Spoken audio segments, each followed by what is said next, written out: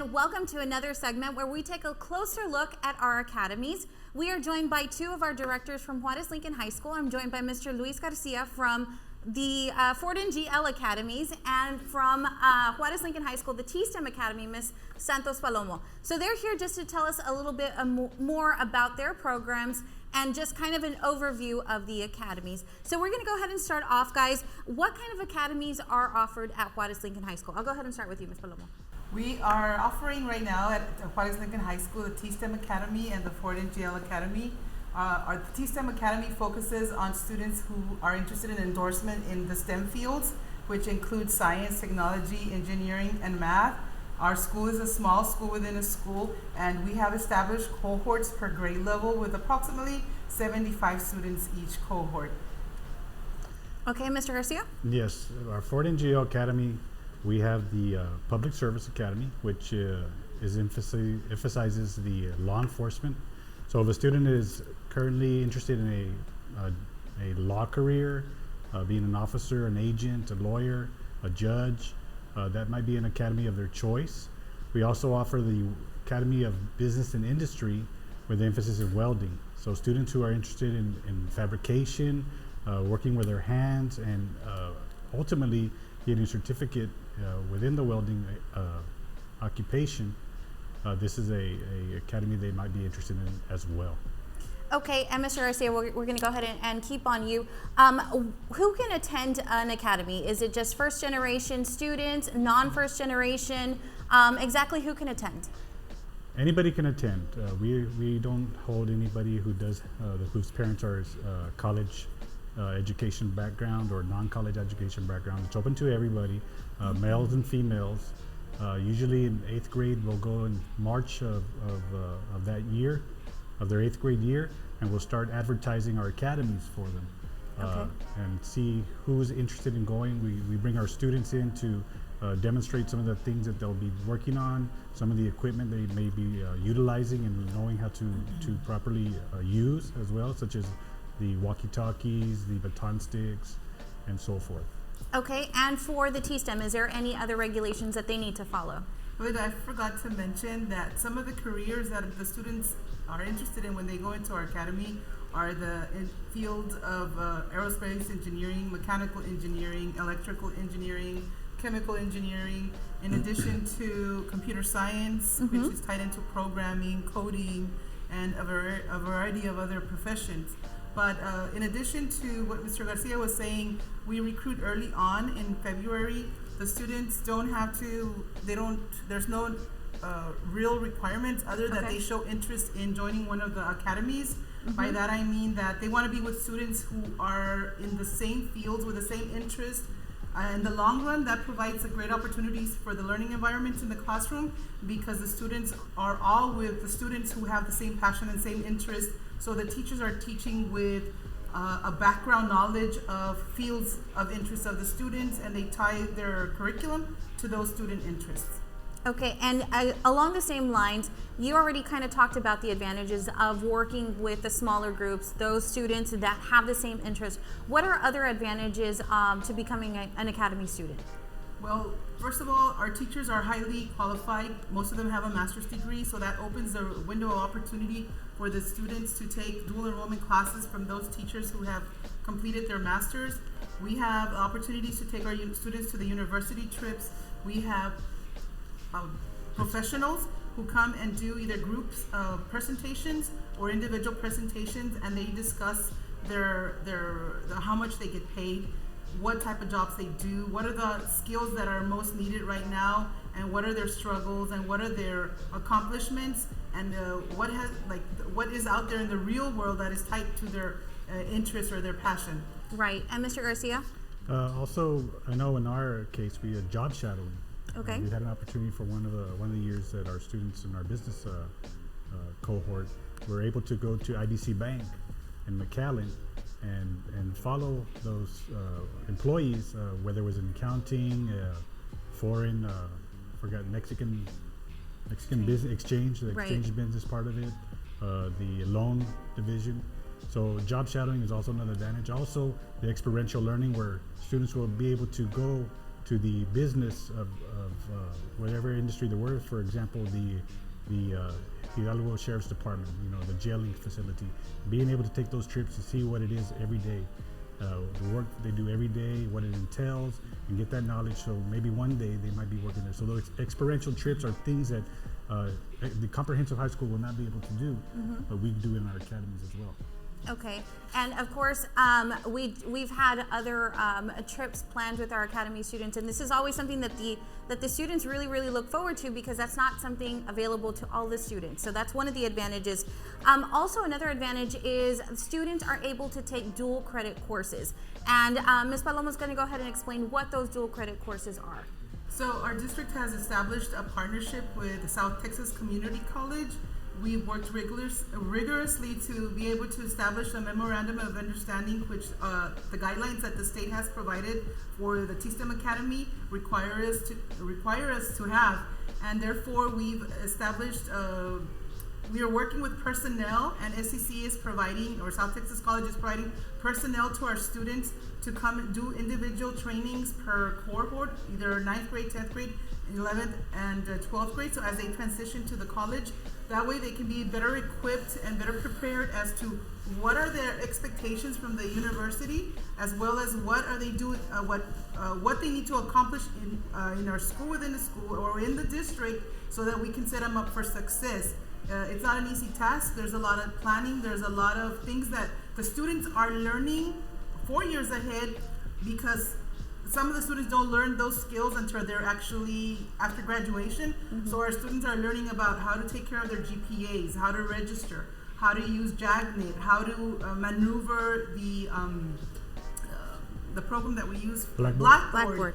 What happens if I need to drop a class? What are my dates? What happens if I don't withdraw on time, if I need to? So we are trying to provide those interventions early on, so the success rate of graduating from college or earning a certificate will be easier for them. In addition to the dual credit courses, I know that STC and La Jolla ISD have this partnership that you spoke about already. What are some of the other services that they offer us? So early on, as the students transition from 8th grade to high school, in the summer we offer 2 weeks of student, you can call it like a training. They're getting their feet wet, they're getting to see what the high school experience might be like.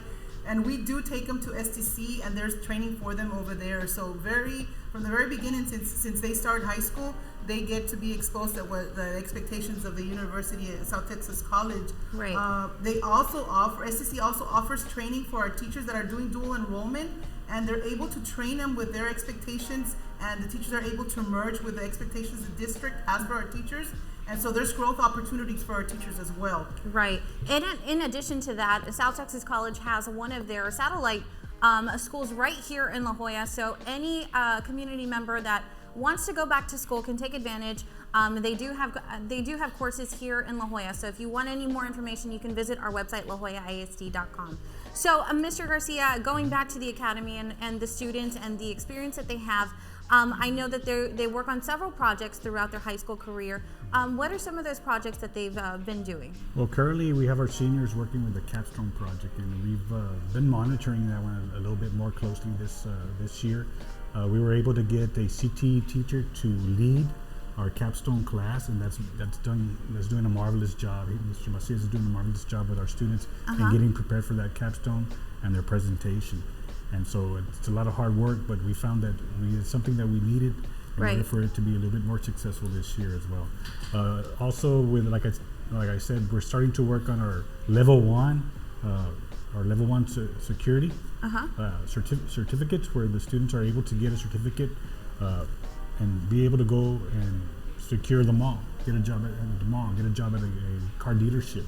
Right. So these are things that they're working on currently at the academy. And that's a goal of La Jolla ISD, is to make sure that our students are career, college, workforce, military ready. And that's just one way that we're doing it. We're making sure that our students have certificates so that once they graduate, maybe they have a pause between here and college, or they need a job while they're going to college, they can actually become a security guard, or there's other options for them while they transition.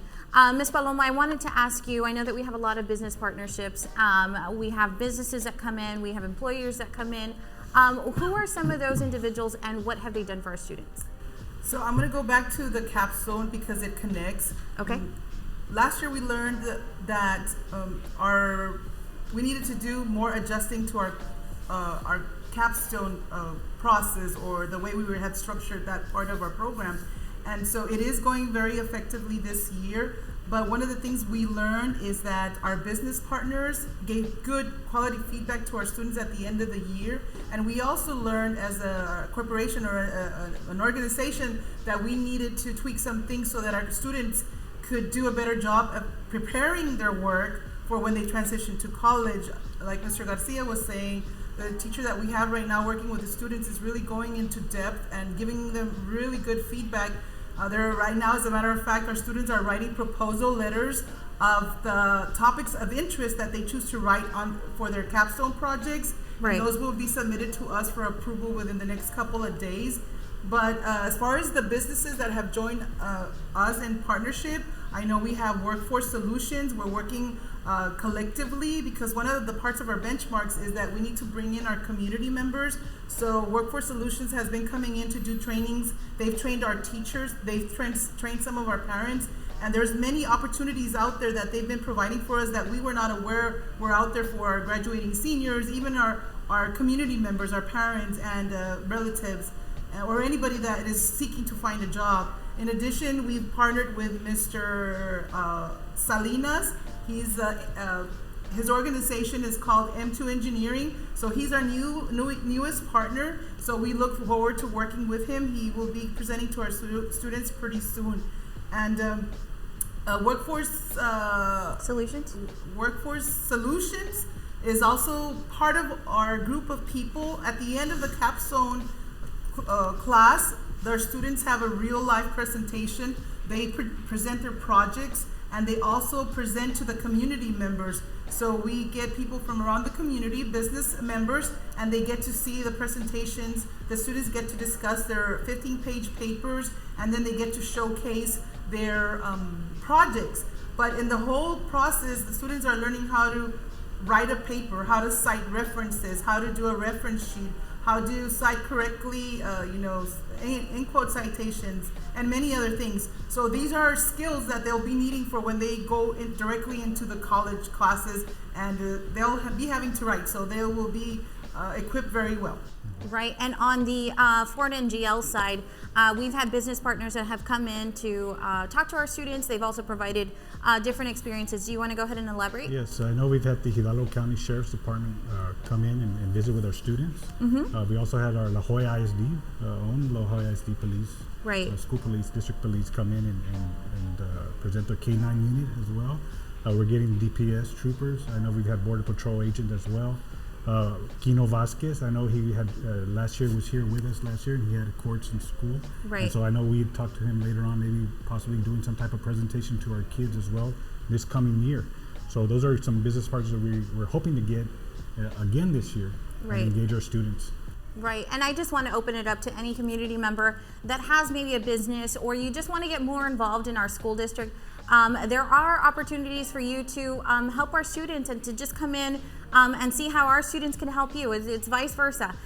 So if you do have any questions, please drop us a comment or send us a message, and we can go ahead and get back to you. Now, if a parent has a question on how to get their son or daughter in an academy, or they're already in an academy and they just have questions, who can they contact and where can they get a hold of you? So each campus, every high school has a web page that ties to their school, and we have a folder in that campus that they're all named T-STEM Academy or Ford NGL, and you can look for the applications on there. We can get the applications for you in the middle schools that your children are attending. We do have a Facebook page, the Academies of JLHS, and so please press the like so that you can see everything that we're doing. If you're interested, you can visit the page and go through the pictures so that you can see all the activities that our students get to participate in, and our teachers. Okay, yeah. And do you all have an email or a phone contact at our school? They can get a hold of us at 323-2890. My extension is 4804. I believe Ms. Palomo does have a direct line. Our office number is 323-2920, and my direct line is 323-2921. Okay, and if you just want to get a hold of the academies in general, That number is 323-2295. You can call us any day, Monday through Friday, 8 to 5, or visit us on our Facebook.